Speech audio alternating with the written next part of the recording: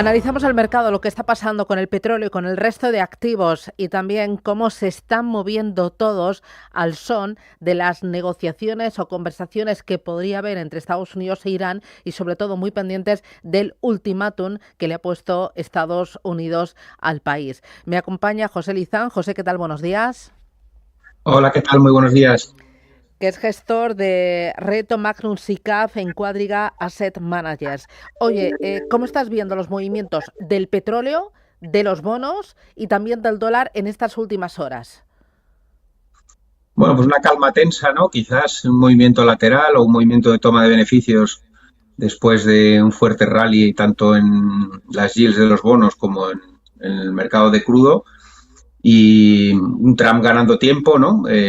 Negociaciones iniciadas a través de Pakistán y un resultado muy binomial, ¿no? Desde luego, si esto acaba con tropas en tierra por parte de Estados Unidos, pues volverá la tensión. Si se consigue un acuerdo a la primera, pues sería fantástico, ¿no? Pero bueno, la verdad que hay que ser cauto de momento y yo creo que hay que esperar acontecimientos y ver venir, pero por el momento es una calma tensa y un movimiento lateral, ¿no? Yo creo que toda la Claro. semana hicimos el pánico el lunes y la vuelta y desde entonces pues un gran movimiento lateral con mucha volatilidad intradiaria, desde luego. En el peor de los escenarios, si el ultimátum termina, no hay acuerdo, no hay negociaciones y Estados Unidos envía a tropas terrestres allí a Irán. ¿Ahí el petróleo hasta dónde podría escalar? Pues es muy impredecible, ¿no? Todo el mundo está hablando de 120 como primer objetivo, incluso $150, ¿no? La verdad que, desde luego, si hay tropas en tierra y el conflicto se escala, Irán ya ha amenazado con romper un poco las puertas de atrás por donde está saliendo el crudo de Arabia Saudí también, ¿no? Y un poco las salidas que se está buscando para liberar tensión en esa zona.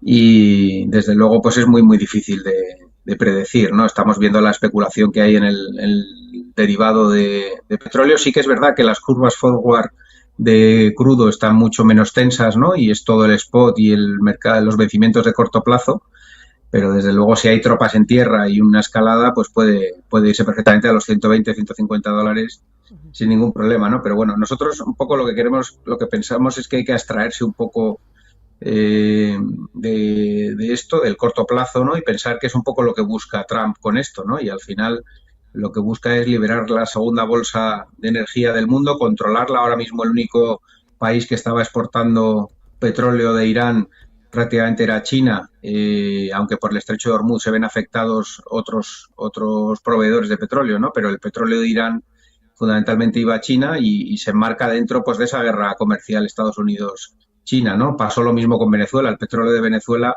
solo fluía hacia China, ¿no? Y ha habido pues la intervención que ha habido de la administración Trump. Entonces lo que parece es que lo que se busca es controlar ambas que son la segunda y tercera reserva mundial de crudo, tanto la bolsa iraní como la bolsa venezolana, ¿no? Entonces un poco a corto plazo puede pasar cualquier cosa, a largo plazo, desde mi punto de vista, si hay un devenir y se consigue hacer un cambio de régimen en Irán y ese petróleo fluye hacia Occidente, pues probablemente tengamos una desescalada muy fuerte del precio del crudo, ¿no? Y eso yo creo que es un poco el objetivo que Trump busca en todo este Ujú. En, e- incursión, ¿no? en el mercado americano se empieza a hablar de una posible recesión en Estados Unidos. ¿Se está trabajando con probabilidades de recesión por culpa de la guerra?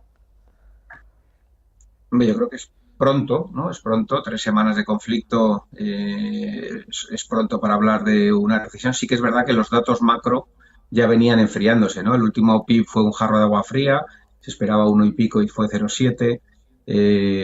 Los datos de empleo llevan tiempo, pues no dando visos de cierto agotamiento y en un entorno de encarecimiento de la financiación, pues el gasto público y el CAPEX, que es un poco lo que está tirando junto con la rotura del crédito privado, pues no son buenos augurios para el consumo, desde luego, ¿no? El encarecimiento de la gasolina tampoco lo es, pero bueno, para hablar de una recesión es pronto, ¿no? Desde mi punto de vista, pero sí que es verdad que una ralentización está garantizada.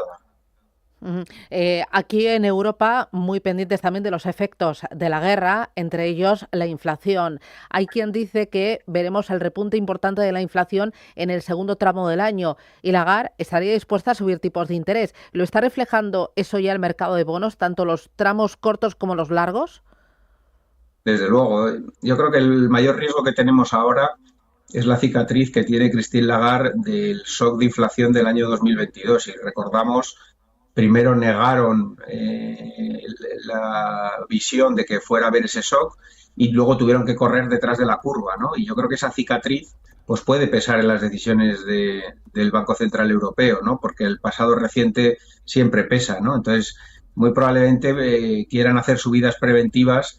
Además, el punto de partida del Banco Central Europeo dista mucho del de la Reserva Federal. El Banco Central Europeo sí que había conseguido bajar los tipos de interés, sí que había conseguido doblegar la inflación por debajo del 2%, pero el impacto en la energía en Europa es mucho mayor que en Estados Unidos en esta crisis actual, ¿no? Con lo cual es muy probable pues que hagan subidas preventivas, aunque Christine Lagarde ha mandado el mensaje de que quieren ver los datos y sin datos suficientes no van a tomar decisiones, pero es muy probable que ese pasado reciente, el haber estado por detrás de la curva, esos miedos a unos efectos de segunda ronda, pues pesen en las decisiones, aunque desde mi punto de vista es pronto para tomar grandes decisiones drásticas, ¿no? Aunque sí que es verdad que una subida preventiva pues no es descartable, desde luego, en el próximo mes, ¿no? En la próxima reunión. Dos cositas más, José, muy rapidito. Uno de ellos, leía esta mañana que hay dos sectores que estarían ganando atractivo ante tanta agitación. Uno sector telecos y el otro sector utilities. ¿Lo compartes?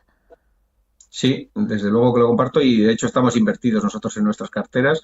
El sector telecos tiene un perfil defensivo y está cambiando todo el tema de la reordenación. Veíamos esta misma semana una operación sobre Telecom Italia. Yo creo que ha llegado el momento de la reordenación del sector y donde el M&A va a ser protagonista. La propia Telefónica lo está mostrando y yo creo que esa reordenación unida a unas valoraciones históricamente bajas pues hacen que sea un perfil defensivo en un momento de reordenación sectorial, ¿no? Y el sector utilities, pues yo creo que es un sector que continúa en un buen momento, los precios de la electricidad pues vuelven a estar altos y es un sector en el que una vez más la parte de renovables está empezando a ser favorecida, ¿no? Porque se demuestra una vez más pues que la independencia energética de los combustibles fósiles vuelve a ser valorada, ¿no? Y las compañías de renovables pues están otra vez volviendo a pitar, ¿no? Y ya la última, leía esta mañana que las recompras de acciones mundiales están marcando récord, están en 1,25 billones de dólares. ¿Qué significa esto? Pues eso significa mucha generación de caja y significa cierto sustento al mercado, ¿no? Si uno lo mira, gran parte de eso viene de la banca, del buen momento de la banca en los últimos años, sobre todo en Europa, ¿no? Los grandes share buybacks son, no hay más que ver España, ¿no? Como todas las grandes entidades están comprando, recomprando acciones.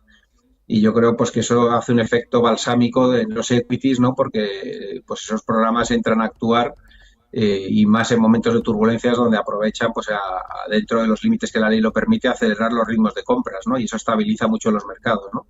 Y desde luego, pues son noticias de que hasta el cuarto trimestre del año pasado el flujo de caja fluía y la remuneración al accionista fluía. Pues José Liza, muchísimas gracias por ese análisis, por el momento del mercado. Iremos viendo cómo se da la jornada y cómo abre Europa. Muchísimas gracias, cuídate mucho, que tengas buen día. Igualmente a todos, un Gracias, saludo. José. Chao.